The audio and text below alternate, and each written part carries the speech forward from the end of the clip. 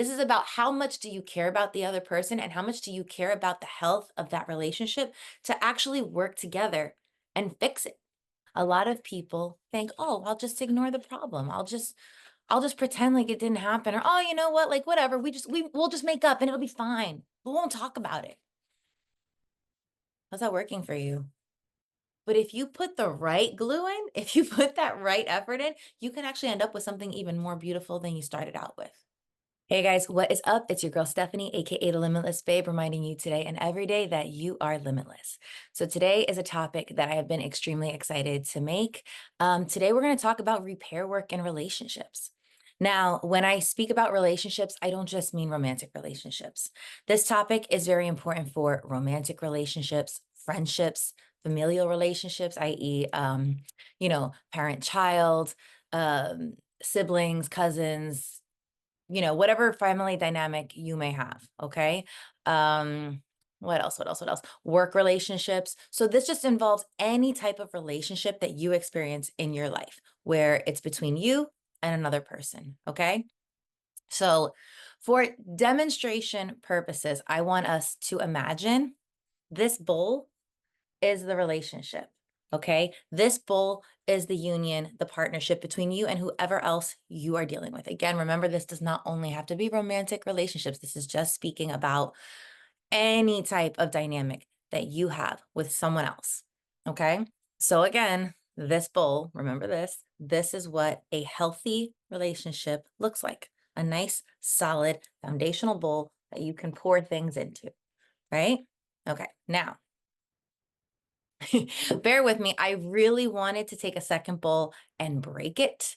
However, with a toddler and a dog, I didn't think that was the most responsible thing to do, just in case, small glass pieces always get lost. So we're going to use this. Imagine this is also a glass bowl, okay? And imagine that we are breaking it, okay? Now, how are we breaking it? We're breaking it with strife. We're breaking it with arguments. We're breaking it with disrespect. We're breaking it with lying. We're breaking it with infidelity. We're breaking it with dismissive behavior. We are breaking it with ignoring. We are breaking it with all those unhealthy behaviors that damage relationships. Okay. So now this is what has happened to our beautiful bowl. Okay. Our beautiful union that was once this strong, healthy bowl is now this fragmented piece of rubble. So now what do you do? Okay. What do you do? Well, this is the thing that I find. Okay. A lot of people in relationships in this generation, in this era, in this time that we live in, a lot of people would just say, well, it's broken. I don't need it. Let's get a new one. Right. But here's the thing. Some relationships, some bowls are worth repairing. And some relationships just need that little bit of glue to make them even stronger and more beautiful than they were before. Okay. Sometimes, hold on, because I was very dramatic and actually need those pieces.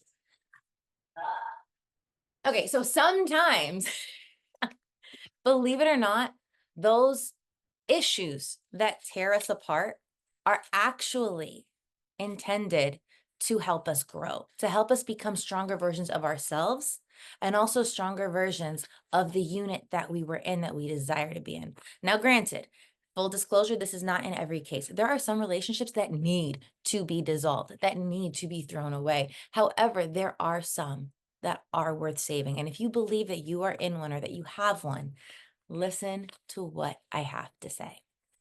So again, a lot of people refuse to use glue to fix it. They think, "Oh, I'll just ignore the problem. I'll just pretend like it didn't happen," or, "Oh, you know what? Like whatever. We'll just make up and it'll be fine. We won't talk about it." How's that working for you? How's your relationship looking? Is your relationship looking good or is it repeatedly falling apart? Imagine for a second, and I wish I had more space at the table, but the way I have you guys set up, I don't really have space. But imagine for a second that I try to just put these pieces back together with no glue and let go. If I let go, they're going to crumble right back apart. And yes, I have to pick them up again.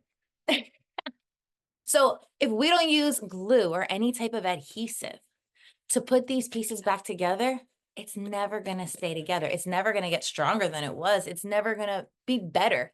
It's always just going to be this broken thing that we're just trying to pretend isn't broken, right? Okay, so I have my notes. Before I started recording, I wrote a lot of notes for you guys because I didn't want to miss anything. So now here's the thing. What is the glue, right? What is the glue? The glue is forgiveness. The glue is listening. The glue is actually sitting down and talking about the problem and hearing your partner and expressing your side. You guys have to communicate. If you don't communicate, I'm sorry. I don't care how great everything else is in the relationship or that you perceive everything else is. If you don't communicate about the issues that have happened, it's not going to get better. Okay? Because those issues are just going to keep repeating because you don't understand why your partner is upset. Your partner doesn't understand why you are upset. And you can never work together to become better versions of yourself because the two of you are walking blindly trying to figure out, whatever, we'll just get over it. How do you get over something that fundamentally is bothering you and the other person has no idea? How do you get over it? You don't. Okay? So, forgiveness, listening, communication, you have to actually care about your partner's needs, okay? When somebody tells you what they're feeling or makes a request of something that they need, even if it's silly to you, if you love that person and if it's not crossing one of your healthy boundaries, then what's stopping you? You know what I mean? What is stopping you? You also have to pay attention. Sometimes you have to pay attention to the unseen, but if you don't want to have to do that, if you don't want to play the guessing game, then hey, let's go back to my other point. Communicate. Talk to each other because things run a lot smoother when you're not running around with a blindfold on trying to guess which direction to go. Right? Okay. So also a big one, and this is something that I see so often, is a lot of people will apologize. A lot of people will forgive, but the behavior never gets corrected. The behavior never changes.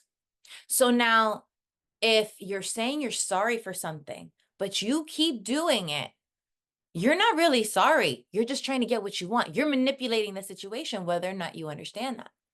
Okay. So whether it's you or whether it is your partner, and by the way, guys, full caveat, this is not, females are right or men are right. No, I don't care which gender plays which role in this situation.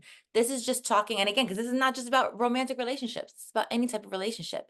Okay. This is just about whoever is the one that did the action versus whoever's the one that hurting. Okay, let's work together. Let's figure this out. However, if you know that you did something that hurt someone, or if someone is telling you, even if you don't know, let's say you're really like not observant to the situation and you have no clue that you even hurt someone. Maybe you didn't intend to. Here's the thing, too. A lot of times we hurt people that we love without ever even intending to or realizing that we did. But if the other person is telling you, hey, I'm hurting. Hey, that hurts me. Hey, that scared me. Hey, I feel this. If you really love this person and if you trust this person and if you really think they are a good person, why would they say those things to manipulate you? So maybe it bears giving it the time to pay attention. Maybe it bears giving the time to actually say, let me hear what they have to say because I love this person. I don't want them to hurt. Even if I didn't mean to do it, maybe there's room for growth. Maybe there's room for correcting things. Maybe there's room for working together and coming together. And maybe what I did was because I was hurt about something. So maybe I need to express that so that they understand me. Like, see how this can easily go full circle, guys. This is not about one side versus the other. This is about how much do you care about the other person and how much do you care about the health of that relationship to actually work together and fix it. Okay. And again, if you don't care, then don't fix it. But odds are, if you're still watching me after however many minutes have passed, you care. Continue to listen. Okay. I talked about making time to communicate. I talked about caring about your partner's needs and requests. Okay. This is one that a lot of people jump to. And That's not ideal, but I don't want to discredit the fact that it has a lot of power, and that is physical connection. Now, a lot of people will jump into, especially romantic relationships, y'all just jump into that makeup. Okay. Here's the thing, that's not fixing anything.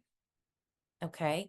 It is an important part of eventually fixing things. And yes, physical touch is going to be very important. Um, but I think that a lot of times we jump into that and then we never do any of the other steps. Now, if you jump into that and then follow up with the other steps that I'm talking about, great, no problem. But you guys gotta incorporate all of it. Now, when I say physical connection, more so, I'm talking about your partner's upset about something. I guarantee you in that moment, they probably feel in some way isolated, rejected, dismissed. And I know sometimes when we're looking across the room at someone who is very angry, because let's be real, when we feel all these things, a lot of times it's displayed as anger. Okay. When someone's angry, the last thing you want to do is touch them or hug them. You might be a little scared of them. You might just be like, oh, I don't want anything to do with that. But here's the thing again, we need to look past that and think if we love this person, we see past the anger and we see through to the pain. And whether or not we intended to cause that pain, it's there. And that person needs more than anything in a lot of cases, not all cases, in a lot of cases, is a hug, is a handhold, is some type of physical, they need to feel like they're not alone. Okay. Ooh, that just made me so like emotional because it's true. You need to just feel like you're not alone. And if you're scared to initiate that with someone who's possibly rageful, because let's be real, not everybody knows how to handle their emotions. And even the most emotionally intelligent person can have a moment where the buildup is so intense because they have felt ignored and dismissed for so long. And there's so much resentment that even they may blow up, right? So if you're scared to touch the person, or if you just don't know if it's an appropriate thing, given, again, it could be a different type of relationship, we don't know, then why don't you ask them, listen, I know you're having some big feelings right now, and I want to support you. Is it okay for me to hug you? Okay.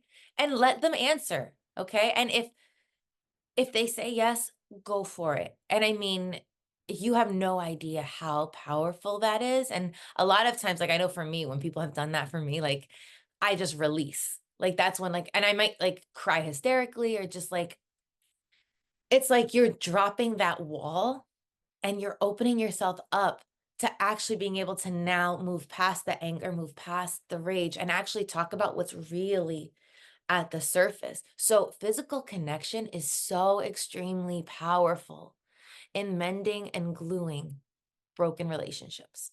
Okay. But again, if you're not sure about the person or depending on the type of relationship that we're talking about, it might be a good idea just to ask them first. And also, actually, I'm not even going to say that, but sometimes, so I hate to say this because let's be real, we live in a world of no means no, and that is true.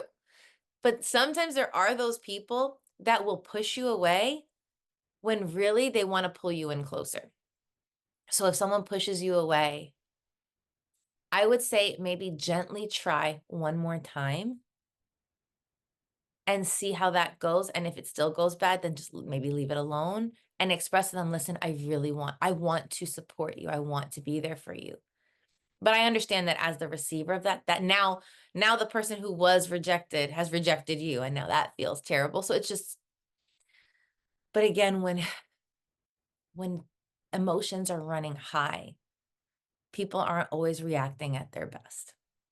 So it just takes a lot of intentionality to do the repair work. Okay, so we talked about physical connection. I'm going to kind of bulk some of these together. But transparency and honesty, these are huge things. Okay. Again, a lot of times what breaks relationships apart is that someone has been dishonest. Someone has hid something. Someone has gone behind the other one's back. There has been some type of maybe infidelity or whatever has gone on. And even if there hasn't been infidelity, if there's been any type of dishonesty, there are a lot of people out there that just, they cannot be in relationships with people that they do not trust. Point blank. Okay. And how do you build trust? Through honesty, through transparency, through following through doing what you say and saying what you mean and making sure that everything aligns. Okay. In healthy relationships, there's no room for hiding things. There's no room for bending the truth. Okay. That is my least favorite phrase when people say, oh, I don't lie, I bend the truth. Okay. Guess what? You know what that means? That you lie. Because if you are bending the truth in any way, you're not being honest. Okay. That's just a cute way of making yourself feel better. So if you really care about people that you're in relationships with, you need to learn how to start being honest and transparent because let's be real, a very clear sign of an emotionally healthy person is that they can handle consequences. So if I do something that I know I wasn't supposed to do, but I can own up to it, guess what? You're going to now trust me 100 times more, even if you didn't like what I did. Even if I did something that really hurt your feelings, that really broke your trust, the fact that I'm able to be honest, at least now you know, okay, but they respect me enough to be honest with me. Okay. And then you partner that up with correcting the behavior. Now we've got a recipe for success. Okay. Because now I care enough about you to tell you the truth. I respect you enough as a human being, never mind as a partner, as a human being to make your own decisions with the full information. And now I'm going to do my part to fix the part that hurt you. I really don't see a world where that doesn't work out and help.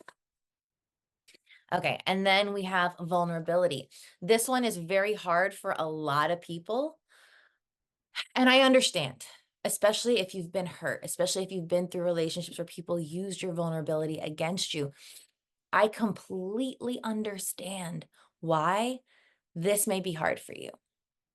But here's the thing, the only way to healthy relationships is by maybe not 24/7 being vulnerable, but when necessary, being vulnerable, telling the other person what they mean to you, expressing to the other person how you feel, what's been going on in your brain. What No one is a mind reader, okay? And so if you want anything to improve with someone, vulnerability is going to be a huge way to get that. And it is scary. I am not going to sit here and pretend that it is easy to do. It is very scary to tell someone the innermost thoughts of your soul. But here's the thing. You need to trust yourself enough to know that if someone does misuse that information, you will be okay. You will handle yourself. You will pull out your healthy boundaries. You will walk away if necessary. You will manage the situation in whatever way you need to. But you have to allow yourself to be vulnerable with people that you are in relationships with, especially romantic relationships. Because again, no one is a mind reader. And if you don't open up, you're never fully giving yourself to that other person. You're never fully letting them in. Then it's kind of inevitable that you are going to fall apart. It's inevitable that this is going to happen because they're always, let's be real, people are more intuitive than we give them credit for. Even the people that are really dense, like, come on, everybody can subconsciously feel things and you know someone's holding out on you, someone's not being honest with me, someone's not really telling me what they feel. And now I feel abandoned, I feel rejected, I feel dismissed, I feel not important in this person's life. I feel like they don't care. Vulnerability is the key to bust through all of that. Pretty important. And then my last one that I have now, granted, this is just my list. This is not what it is limited to, but this is my list of what I believe glues relationships back together after any type of discord. And that would be accountability. So what is accountability? Accountability is owning your, pardon my language, but like there's really, I mean, there are other ways to say it, but I just feel like that's the most powerful way to say it. Own your, okay? If you did do something to hurt somebody, own it. Okay, take responsibility. Stop trying to run from responsibility. Stop trying to gaslight your partner. Stop trying to gaslight people in your life. Stop trying to tell them, oh no, you did this, or oh no, well, I did this because of that. You know what? Even if that's true, even if you did something because it was a ripple effect of something else, how about you still own your and say, oh my gosh, yeah, I did that. You're right. I'm really sorry that I did that and that hurt you. And then you can move on and talk about, the other stuff. But own your, okay? You dumping why you did what you did onto somebody else and what they did doesn't fix the situation. Okay. You're not wrong. If somebody else did something that triggered the effect of you doing something, I understand. That doesn't make you wrong, but it also doesn't make you right to not own your part. Okay. Two wrongs never make a right. We know this from simple math. Okay. Okay. So another one is investing your time, energy, and money. So after the damage has been done, what are you doing? Like, are you just like staying isolated from the person? Are you staying away from them? Are you steering clear? Or are you actually like trying to repair and rebuild and fix? Okay. And that sometimes means, yes, the invitation. That sometimes means I want to spend time with you. That means, yes, sometimes it means investing money in the other person, and not because it's a superficial thing, but it's just, I'm going to talk about this in a second, but it all kind of goes back into Gary Chapman's book, The Five Love Languages. And yes, for some people, gifts is a form of love. For some people, quality time, investing your time is their main form of love. So you got to start to understand your partner and realize, oh, this is important to them. And disclosure, even though in the book they say to pick your two top, I believe it tells you to pick your top two. What I've observed is that, I think it also mentions this, is that even though there are top two for people, most people do require all five, just in different percentages, just in different dosages. And there's going to be those two that are more important, and the three that are a little less important, but all of them help to build healthy relationships. Okay. So investing your time, energy, money to show your partner that they do matter. Okay. So making sure that you actually now take the steps. So beyond actually doing the corrective stuff, also now taking the proactive stuff of showing your partner, I love you. I care about you. I want this to move forward. I want this to progress, and I'm going to show you.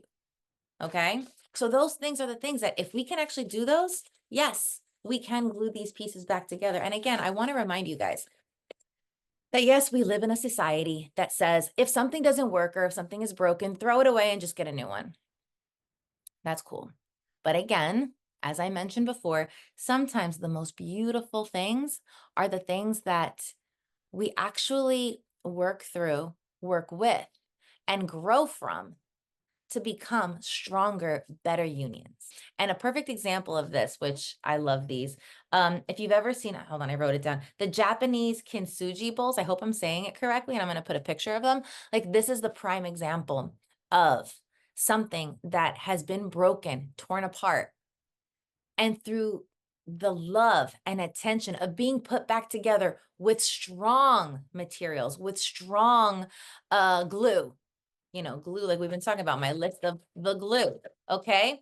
It actually becomes even more beautiful than it was in the beginning, okay? So some relationships, you go through trauma, you go through breaks, you go through all these heartaches and heartbreaks. But if you put the right glue in, if you put that right effort in, you can actually end up with something even more beautiful than you started out with. That's just a point that I want to talk about. Now, moving on from actually how to repair the work, I actually want to go a little bit backwards and talk about how do we prevent the breaks from happening in the first place, right? And so this actually is, how do we prevent the breaks from happening in the first place? And then also, how do we prevent the breaks from reoccurring? Okay. So again, let me pull out my list. I broke these down into two levels. And basically where I'm going with this is you need to fill the emotional bank. Okay. Every relationship is going to have moments where you're going to disappoint each other, where you're going to hurt each other, where you're going to have uncomfortable conversations, where you're going to have to say things that the other person is not going to like. Okay. But here's the thing. It becomes a little bit easier to withstand if you are every day, on the daily, on the hourly, on whatever, depositing into that relationship's emotional bank. Okay. Because think about it. We have this bank account and we keep taking out, I betrayed you. I hurt you. I lied to you. I have to have an uncomfortable conversation and it might hurt your feelings. All right. Now we're taking out, we're taking out, we're taking out. And we're going to end up with nothing unless before we started taking out, we were already putting in. Because If we have a cup, once again, I guess use this bowl. If we have a bowl that is already full of emotional deposits, then when we take out, it's not empty. Oops, it's not empty right away, right? And then throughout the days, we're replenishing because we're also continuously always putting back in. So now what do I mean by filling your emotional bank? Don't worry, I have a list. So level 1 of filling your emotional bank are the basics, okay? Basic decency that we should do with everyone. And these are 3 simple phrases. Please, thank you, I'm sorry. Okay. And it's funny because I've had like there's a movie, what is it? And if it's not Affair to Remember. Love Story. Oh, loving someone means never having to say you're sorry. Both, again, sorry for the language, but both. Okay. Yeah, maybe you don't have to, but don't you want to? Don't you want to fill that emotional bank? Don't you want to make sure that the other person knows that you care? Don't you want to make sure that the other person sees, hey, I'm accountable. When I hurt you, I'm sorry. And if you can't say those 3 simple phrases to your partner, you might not be able to be in a relationship. True story. Okay. Now, does this mean that you should be apologizing for anything and everything? Absolutely not. However, we need to start learning how to take accountability. And when we actually hurt somebody, yes, we say, I'm sorry. Okay. These are simple things taught to school children. Okay. So as adults, if you don't know how to say you're sorry to the person that you love, like I get it being really hard to say I'm sorry to someone you don't like. But this is someone that you chose to love, or someone that, if it's not a romantic relationship, if it's family, this is someone that is going to be in your life forever. If it's somebody that is a friend, you chose that friend. Okay. Now I get it in the work environment and sometimes in family, it may be harder because we didn't choose, but still you're an adult. Okay. Now, if these are the ones that you chose, friendship, romantic, whatever, then why can't you say, I'm sorry? What's stopping you? Your pride, your ego, your stubbornness, your inability to be wrong? Get over yourself. Get over yourself and start pouring into that emotional bank. Otherwise, again, you will never have a healthy relationship. I'm sorry to tell you this, okay? If you can't put your pride and ego aside, then healthy relationships are not in store for you, okay? And with that, again, please and thank you. Such simple phrases to say to someone, hey, please, can you do this? Would you be able to do this? Please, please, please. And when someone actually does something that you've asked for or something that you really appreciate, don't be scared to say thank you. Hey, thanks for asking. Thank you for doing that. Thank you for this. Thank you for that. I appreciate you. Those phrases really build up the emotional bank in any relationship. Okay. Again, family, work, friends, romantic, no matter what relationship, being appreciative and thanking someone goes such a long way in building your emotional bank. Okay, so that would be my level 1. Level 2 of filling the emotional bank, here we're going a little bit deeper. A lot of these are probably going to be more for romantic relationships, but it also does apply to friendships and you can tweak them to work for family and work. Okay? So compliments. How often do you compliment the other person? And like genuine compliment, not like bull, like BS, like blowing smoke up their butt compliments, but I mean like real genuine compliments. Like, hey, I really love when you do this. Oh, you look so beautiful today. Oh, I am so lucky to have you in my life. Like these are simple compliments, guys. I'm so grateful when you do that. I like wow, like nobody cooks this like you do. There's such simple compliments that you can give people every day to pour into your emotional bank.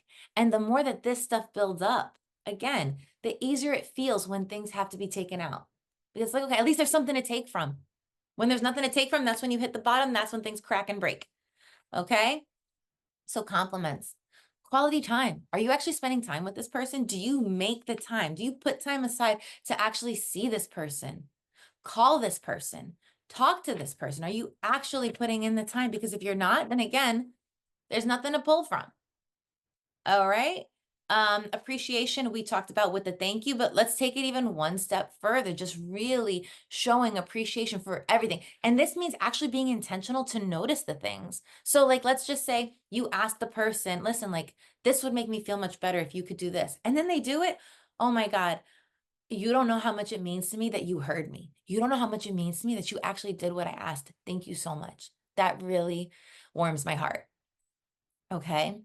Affirming good things and encouragement. So I guess you could think that that kind of goes with appreciating, but it goes even one step beyond. It's acknowledging the good in this person and like, wow, like you're so good at this and you're so good at that, but also it's encouraging them. It's like, um, when they get a promotion at work, when they're struggling at work even, you can say, "No, but, like, you know that you're amazing at what you do. You're gonna kill it. I'm so proud of you. I am amazed at how you do this." Like, encourage them up, lift these people up, and that will deposit heavily into your emotional bank, okay? Having fun with each other. So make carving out time to have fun. Life is not so serious, okay? Have fun, but again, it's hard to have fun if you're broken and you don't have anything else repairing the relationship. So you guys need to be able to have fun together, okay? Do the repair work, have the fun. Date nights. Date nights, it sounds like obviously it's just for romantic relationships, but it can go for friendship too. It can go for family. It can even go for work. Believe it or not, it's called happy hour. Okay. It doesn't have to be called a date night. It can be called whatever you want it to be. But basically, again, carving out time to have fun and loosen up and actually enjoy the other person. Okay. Peaks and valleys. I love this one. And I feel like not enough relationships do this. And again, any type of relationship where you talk about maybe once a day, if that's too much for you, once a week, maybe set a day bi-weekly, okay? Where you sit down and you say, hey, what has been the peak of your life over this time period? And what has been the valley? You know what I mean? Like, let's talk about this. Let's really see. Like, I want to know what lights you up and I want to know what has hurt you because I want to understand you more. And when you understand the other person more, then it becomes so much easier to do things for them that really just solidify that foundation. Okay. Emotional intimacy, actual, and it kind of goes into what I just talked about. Actually talking to the person. Do you actually talk to the other person? And gentlemen, especially, I want you guys to understand this. Women need that. Okay. We need you may not have all the money in the world. You may not be the most attractive person in the world, but if you can stimulate my brain, ah, you got me. Okay. Talk to your person, whoever they are, whatever type of relationship it is. Let them in and dive into them and actually try to get to know these people. Okay. Because if you don't even want to do that, then really, do you even have any type of a connection or a relationship? Because it sounds pretty superficial if you're not actually talking to the person. Okay. And then, and I say this last on purpose because again, I don't want this to be the only thing, but it is important. It is very important. And that is physical intimacy. Okay. So, yes, in a romantic relationship, this involves, yes, actually doing the things with your partner and enjoying it. And also asking the questions. What do you like? What do you want? Is there something that we can explore? Is there something that we can try together? Like, get fun, get creative, really dive into what that person likes and vice versa. Okay. And in friendships, or family, that would be just simple as like giving a hug and a kiss when you see them, or if you're talking to somebody and they're going through a hard time and you see them get emotional, put your hand on them, give them a hug. Like, don't be scared to give them a hug. Like, that happened to me with my best friend. If she's watching, hey girl. But yeah, we went to a play and I still, listen, I had no idea what was happening, but we went to a play together and out of nowhere, she starts crying. And I didn't know what happened. But I didn't hesitate. I put my arms around that girl and I hugged her and I held her until she was good. And then later after the show, she explained it to me and I understood and it was beautiful. But like, I'm not going to sit and let my best friend cry next to me and not care or do something. Physical touch, People need that. We crave that. Humans, we're not meant to be isolated creatures. We are meant to interact and have relationships. And that means being aware and mindful that the other person might need some type of physical contact. Okay. Now, in the workplace, you have to be careful with this because sexual harassment. So, physical touch may not be as much, but that would probably involve asking the other person, hey, like, I see that you're upset about something. Is it okay? Like, do you mind? Or, like, be a little more mindful of the dynamic and the workspace, and then you move accordingly. But yeah, physical touch is important. Just work on that one. Okay, so now I've talked about how relationships break. I've talked about what fixes them. I have talked about pouring into your emotional bank so that when you have to make deposits, it's not as painful, it's not as big, it's not as hard. Now, really quick, briefly, I am going to give you guys, like I said, the 5 love languages from the book by Gary Chapman. I strongly recommend that everybody read this book. It is a fantastic read. I haven't read it in a couple of years. I'm trying to think. I think I read it in 2017 and we're in 2024 right now. So it's been a long time. I should probably revisit that baby. But it was an excellent, super quick read. So now the 5 love languages are words of affirmation. Okay. Some people need to hear good things about themselves. Some people need encouragement. Some people, and I find that this is especially true for men, believe it or not. Men need to hear what they're doing right. What am I doing right? Because a lot of men will go through life feeling like I don't do anything right. And you may not realize that because you think that you're pouring into the emotional bank, you're doing maybe the other 4 love languages. But if his top love language is words of affirmation and you're not meeting that, then he feels unappreciated. So, and it's so easy. It's so easy. Oh, you're so strong. Oh my gosh, thank you so much for fixing that for me. Oh, you have no idea how much you just helped me by doing that. Like it's so easy and it puffs up their chest. Okay. It makes them happy. All right. Gifts, and this can be 2 different things. This can be giving gifts. Some people I know, like my mom, I realize her love language is giving gifts. Okay. And some people is receiving gifts. Okay. So it can go one of 2 ways. And it's important for me to point out that whatever your love language is, like let's say that your love language is giving gifts, you can't put that on the other person with the expectation of, well, this is my love language, so this must be receiving must be your love language. It might not be, and it might not mean as much to them as, say, words of affirmation. So again, this is why it's really important that we not only learn our own top 2 love languages, but also that we take time to understand the people around us and observe what their love languages are so that we can give to them. Okay. Because how you receive love and how someone else receives love are 2 totally different things. Okay. And also how you give love and how the other person gives love, 2 totally different things. So it's just good idea to pay attention to these things. Okay. So number 3, acts of service. This is one of mine. Acts of service is when someone goes out of their way to do something for you.